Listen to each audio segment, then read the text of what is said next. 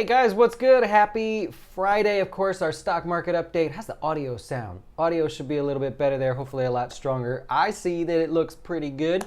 This is our stock market update for those of you just watching for the first time. This is where we're going to go over the stock market, talk about all the stocks, the sectors, how the indices did, and anything interesting we cover along the way. By the way, Monday, the show will have a new name. We don't have it picked out yet. We ask you guys to post on our videos to let us know what the name of the video should be. There's a lot of interesting posts. A couple of them actually made my wife, the one that made my wife laugh out loud, I think it was Joe's, just in case you missed it. I thought that made me laugh. My wife laughed really hard on that one. But we wanted to be about a stock market update. And of course, if we can include something jazzy in there as well. Yanitza actually came up with Take 5 with jazz. I thought that was pretty cool. But we're going to put together a list. We're going to pick somebody. The winner of that gets, of course, this and we'll send you another one if you already have it. The shirt that I normally wear, but this one's brand new and has never been worn by me. A brand new coffee cup with Jazz Wealth on it and maybe some business cards. So be sure to leave a comment. Let me know what you think the name of this should be. If you have no idea what we're talking about, I'm Dustin Tibbetts, financial advisor with Jazz Wealth, and we manage your retirement investments, your long-term investments. We are fiduciaries, and we use our own portfolios. We do not buy mutual funds or rely on any other fund managers. We take care of it and update you every step of the way. We have classes just for you. We have financial planning software just for you. All kinds of stuff. You actually can't handle it. So if you think you can, go to jazzwealth.com and check it out. Let's get started with the markets here. I got a new system here, working from a new computer, so bear with me. I think I should have all right. So we're locked and loaded here. The Dow, we got the Dow higher on the day by 94. Now check this out. We did this yesterday. We said when the Dow is higher by 100, how much should the S&P be higher, right? You know that if the Dow's higher by 100, the S&P should be right around there. It should be up about 10, 9 to 10, 1/10 of that.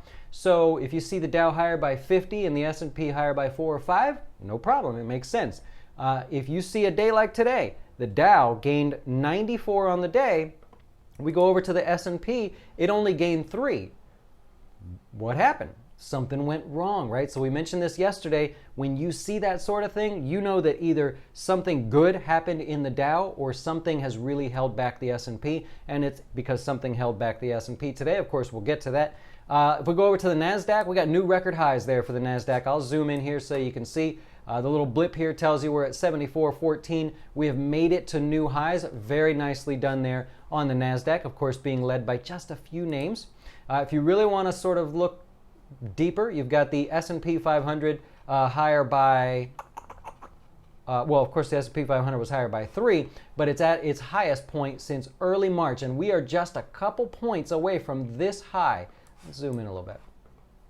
We are just a couple points away from this high right here. The high is 28.07 and a quarter. We finished today at 28.04 and a quarter, right? Almost there. And if we can break above that, then in that case, obviously, clear skies until we get up to the all-time highs. So we'll see what happens. Here's what held the S&P back a little bit today. Banking stocks. The banking stocks were down about a half. They were down about 0.5% today, and anytime the banking stocks suffer or struggle to really rally, that's going to hurt the markets. You had names like JP Morgan. JP Morgan reported earnings today, beat expectations. Loan demand increased. They're really focused on those loans. Mark my words, by the way, the personal loan is the credit card of the future. People will be moving on from credit cards. Personal loans are going to take over as the number one sort of debt source for people. I'll betcha. Anyways, JP Morgan said loan demand increased this thanks to a strengthening economy. Look, cuts in corporate tax rates, right? Add that to higher interest rates. That's a pretty good recipe for banks, but people have not wanted to participate, and so that worries me. The fact that these banks haven't really done anything special kind of bothers me there. Kind of like last earnings season where they sold off on earnings rather than saw excitement on earnings. We take a look at Citigroup. They also reported earnings. They did not do well. The revenue for the quarter was lower than expected. Overall profit was higher and earnings per share was higher, right? So if you look at how much they made per share, you go, wow, that beat expectations. In reality, it's because the company bought back their own shares. So they have all these shares out here divided by the earnings that they bring in comes up with earnings per share. Well, when the company is buying back their own shares, now there's less shares divided by the same earnings, right? When you put those two together, all of a sudden it seems like the earnings per share is higher. You just have to be careful of that stuff. Don't get too excited. It's really just because the company spent money buying back their own shares. Investors saw right through that today. So the stock was lower by 2.25% on the day. Other banks in the news today, Wells Fargo, it actually started to recover nicely. I'm going to zoom in so you can see a little bit better. Wells Fargo sold off on the day, but ultimately only closed down by about 1.2%.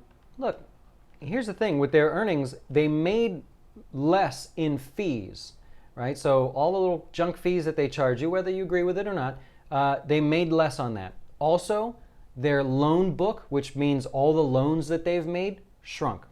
So they didn't bring in as much new business. So they weren't giving out as much new loans. And it was funny because I think it was the CFO that came on TV and she's like, well, the reality is we were trying to avoid risky loans. And so we really did shrink because we were avoiding less risky loans or avoiding the risky loans. And the analyst was like, yeah, you sure it has nothing to do with the fact that you have all these scandals going on? Your reputation's been damaged? It was pretty tough on Bloomberg if you want to take a look at that. But basically, Wall Street said, has nothing to do with your loan book shrinking. You guys have a reputation problem. You're spending tons of money on TV commercials about how Wells Fargo is going to be better and everything.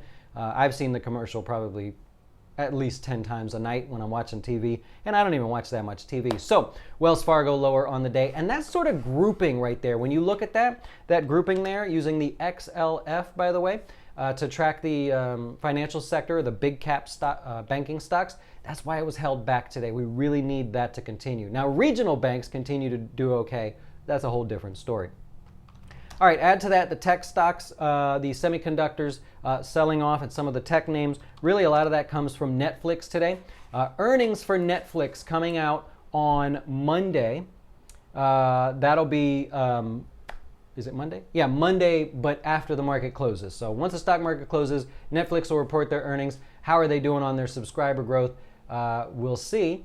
But anyways, that's what you have here with this one today. Down 4%, people just positioning ahead of the earnings announcement. So we'll see what happens there. A couple other things in the news just to cover it and wrap it up, make it early for a Friday.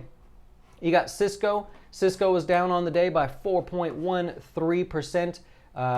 Amazon thinking about selling network devices. So if Amazon, when Amazon says they're going to get into something, it scares everybody. And of course, it scares people's margins. So people decided to take their profits on Cisco today. That stock sold off, of course, 4%. Crude oil, I think it gained 1% there on the official close, but it was still down on the week. Yeah, obviously Wednesday was still a rough day. So crude oil coming off of the highs.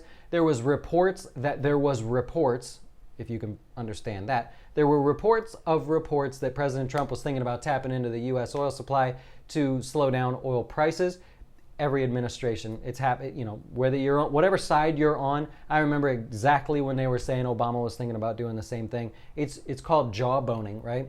It's a fancy word that they teach you when you study for your different series licenses in the financial business. It's called jawboning and moral suasion. Just a fancy way of saying, hey, if we say or leak a report that we're thinking about doing this, maybe it helps prices.